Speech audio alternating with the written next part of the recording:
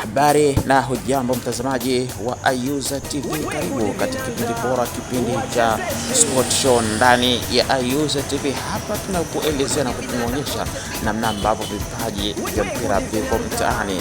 Ni katika kata ya Kitunda, wilaya ya Ilala, jijini Dar es Salaam. Leo tarehe 19 mwezi wa 7 2027, tunakutana majira jioni kati ya Bibo dhidi ya Mgosi. Ni mechi ya kihisani, mechi ya kirafiki mara baada ya kupata likizo katika mchezo wa ligi kuu Tanzania bara. Basi wanakuja kuonyesha ungwana na vijana wenzao ambao walianza safari nzima ya football ili kuonyesha kwamba wao wako pamoja, na mara baada ya kwenda katika timu mbalimbali, lakini pia wanarudisha ile fadhila ya kucheza na rafiki zao, vijana wao ambao bado wako mtaani lakini bado wanakiwasha vizuri zaidi. Ni timu ya Kitunda ikifanya jaramba kuonyesha namna gani ya kuweza kwenda kuonyesha mchezo mzuri zaidi, lakini watu si haba wamejaa katika uwanja huu wa Kitunda.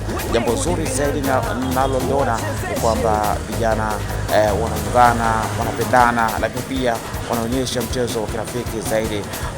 Baadhi ya wachezaji wa ligi kuu Tanzania bara ambao walikuwa wakiwasha vizuri zaidi, wapo wakina Soap, wapo wakina wachezaji wengi sana kutoka pale Azam, na wamefika hapa kwa ajili ya kuonyesha urafiki mzuri zaidi. Mpira wa mguu ni mpira wa kirafiki, mpira ambao unapendwa na watu wengi zaidi, lakini pia ni mpira ambao wakiungwana zaidi. Wamefika katika kata ya Kitunda kuonyesha burudani zaidi. Elewa wakati Kitunda ina wachezaji wengi zaidi.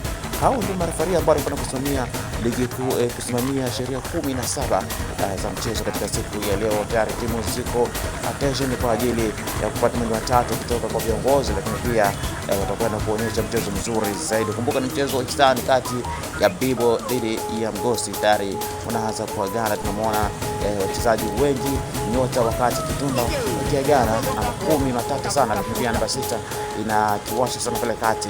Ni mchezo mzuri sana. Ungana nami mwanzo hadi mwisho. Mimi ni Abu Ramadhani wa Ayuza TV.